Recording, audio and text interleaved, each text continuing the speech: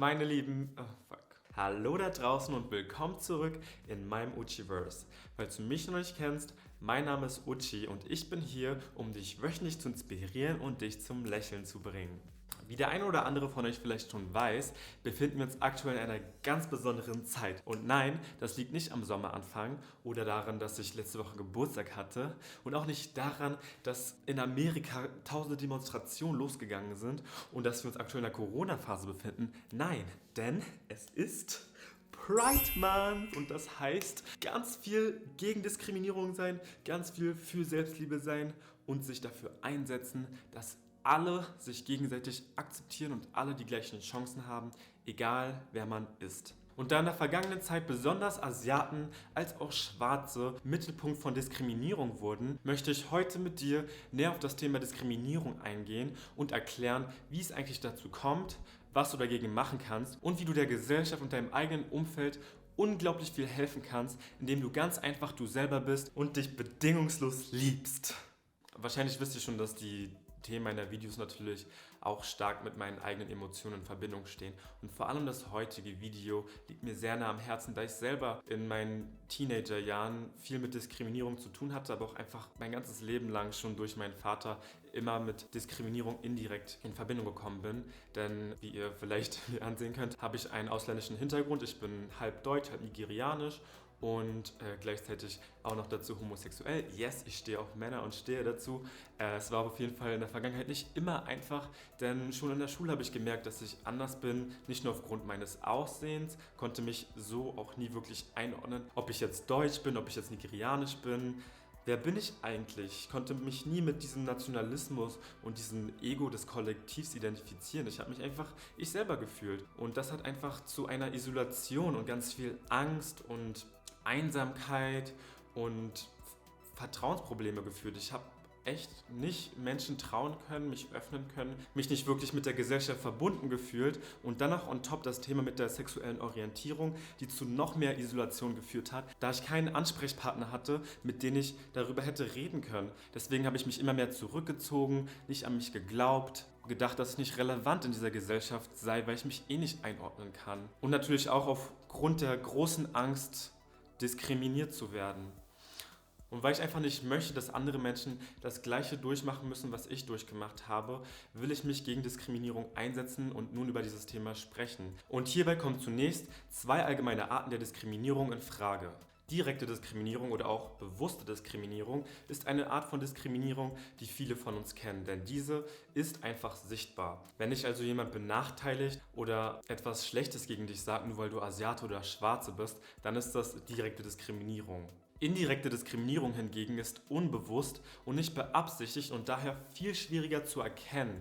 Sie wird auch strukturelle Diskriminierung genannt. Jede Gesellschaft hat ihre eigenen Regeln, Standards und Gewohnheiten und einige Menschen passen eben nicht in diese Standards oder in dieses Idealbild rein. Und dazu gehören, jetzt mal ein Beispiel von Deutschland, Ausländer, die zum Beispiel kein Deutsch sprechen oder eine andere Hautfarbe haben, die ein Indikator dafür sind, dass sie eben nicht deutsch sind. So kann es ganz einfach in der Schule dazu führen, dass ein Lehrer einen Schüler unbewusst schlechter bewertet, nur weil er anders aussieht oder sein Name einen ausländischen Hintergrund hat. Der Lehrer jedoch denkt, ach, ich habe das alles objektiv bewertet und merkt selber nicht, dass er diesen Schüler jedoch schlechter eingestuft hat, im Gegensatz zu dem deutschen Schüler, der seinem Idealbild eines kompetenten und erfolgreichen Menschen innerhalb der deutschen Gesellschaft entspricht. Und genauso werden statistisch gesehen mehr nicht weiße Menschen von der Polizei kontrolliert als weiße, aber auch Frauen schlechter bezahlt als Männer, was innerhalb der heutigen Gesellschaft schon als normal gilt, was ich persönlich gar nicht verstehen kann. Denn Frauen können genauso viel Leistung erbringen wie Männer. Doch warum gilt sowas eigentlich als normal? Das liegt ganz einfach daran, dass man alle Dinge innerhalb der Gesellschaft, in der man aufwächst, als normal akzeptiert. Vorausgesetzt, man gehört nicht zu einer marginalen Randgruppe und ist dadurch gezwungen, diese Regeln und Normen zu hinterfragen und auch gegebenenfalls zu ändern. Wenn du dich im System problemlos einordnen kannst, es dir gut geht, wirst du natürlich auch nicht das System hinterfragen. Was ist jedoch, wenn das System dir nicht die Möglichkeit gibt, dich einzuordnen, sondern eher das Gegenteil tut? Erst dann fängst du an, darüber nachzudenken, wo die Probleme innerhalb des Systems bestehen könnten. Dabei sagt das Grundgesetz... Was gucke ich in die Kamera? Ich habe gerade ins Mikro geguckt, what the fuck. Dabei sagt das Grundgesetz doch bereits alles Wichtige aus. Niemand darf wegen seines Geschlechts, seiner Abstammung, seiner Rasse, seiner Sprache, seiner Heimat, seiner Herkunft, seines Glaubens, seiner religiösen oder politischen Anschauungen bevorzugt oder benachteiligt werden. Und obwohl das schwarz auf weiß im Gesetzesbuch drin steht, wird es von uns tagtäglich missachtet. So viel zur Gesetzesgebung. Macht alles ja sehr viel Sinn. Und genau deswegen müssen auch unabhängig von Gesetzen, Normen, Standards und anderen Idealbildern immer wieder die Gesellschaft in Frage gestellt werden und bestmöglich optimiert werden, sodass es jedem gut gehen kann. Wir wissen alle, dass jeder von uns abends im Bett lag und sich einfach nur gefragt hat, was ist das für ein scheißkrankes System, in dem wir hier leben? Und anstatt passiv-aggressiv zu sein, sich über das System aufzuregen, ist es wichtig, dass wir selber aktiv etwas dagegen tun. Und wie machen wir das? Indem wir ganz einfach wir selber sind. Sei du selbst, sei dir gegenüber authentisch, liebe dich selbst und sei ein Beispiel, ein Role Model für andere Leute, um sich auch selber zu lieben. Denn nur so kannst du auch zeigen, dass gewisse Idealbilder oder Standards eigentlich gar nicht gerechtfertigt sind oder für mehr Leid als positive Dinge sorgen.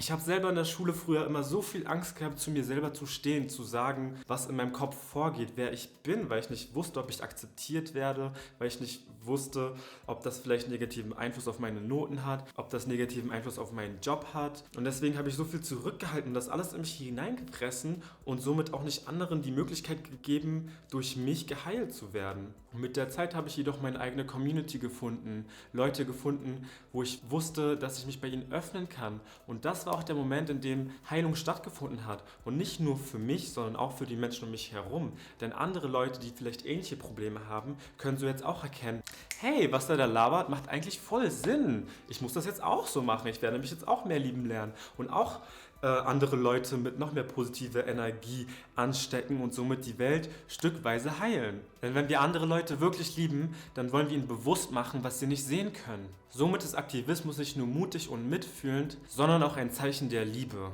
Ein Zeichen der Verbundenheit, weil wir möchten, dass es anderen Menschen durch unsere Taten immer und immer besser geht. Tief in unserem Herzen wollen wir allen die Möglichkeit geben, ihr größtes Potenzial entfalten zu können und glücklich zu sein.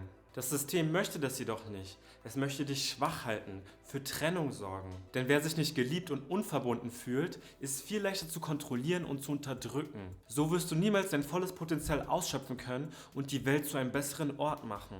Wenn ich mich also liebe, wenn ich alles akzeptiere, was ich bin, stelle ich mich aktiv gegen das System. Meine Existenz wird zu einem Protest. Jetzt bist du an der Reihe, denn auch du spielst eine Rolle. Jeder einzelne von uns spielt eine Rolle. You matter, I matter, all lives matter.